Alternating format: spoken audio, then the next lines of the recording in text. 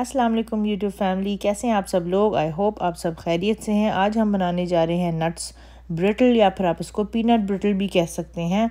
Obviously आपने पहले देखी हुई है, घर में भी बहुत बार खाई हुई है, लेकिन हम आज बनाने जा रहे हैं क्योंकि हमने इसको यूज़ करना है एक फ्यूचर केक में, जो कि होगा बटर स्कॉच केक। बहुत ही एक्सेप्शनल केक बनता है बटर स्कॉच केक, तो उसकी तैयारी के लिए हम ये बनाने जा रहे हैं और आज हम इस क्विक रेसिपी को बनाएंगे। वीडियो एंड तक आपने देखनी है ताकि आप कुछ भी मिस ना करें। So let's get started.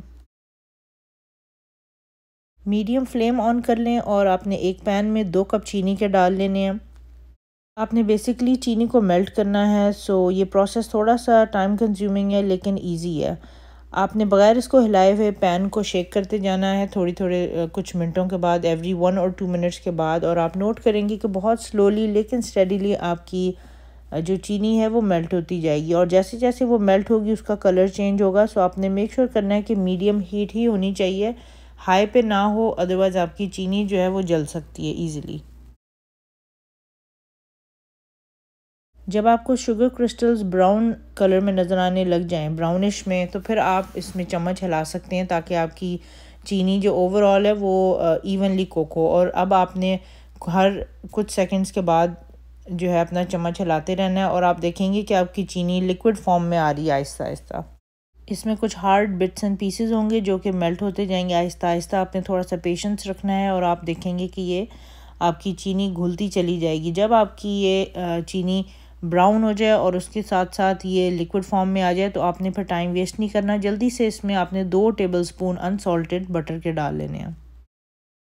Butter डाल के आपने जल्दी से इसको मिक्स कर लेना है और चीनी को मज़ीद ब्राउन नहीं होने देना, अदरवाइज़ इसका टेस्ट ख़राब हो जाएगा। फटाफट इसके बाद आपने अपने तैयार हुए हुए नट्स ऐड कर लेने हैं। मैंने 1.5 कप्स नट्स ऐड किए हैं 2 कप चीनी की रेसिपी में। आप अगर चाहें तो 2 कप चीनी के साथ सिर्फ 1 कप नट का भी इस्तेमाल कर सकते हैं, या फिर 3/4 कप अगर आप चाह रहे हैं, यानी 1 कप से कम भी चाहते हैं तो वो भी आप कर सकते हैं। ये टोटली आपके टेस्ट पर डिपेंड करता है।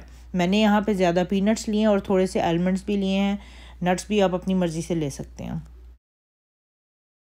जल्दी से आपने इस मिक्सचर को ऑलरेडी प्रिपेयर्ड हुए ग्रीस्ड पैन में आपने डालना है। मैंने ग्रीस अपने पैन को इस तरह से किया था कि इस पर मेल्टेड बटर मैंने रब कर लिया था।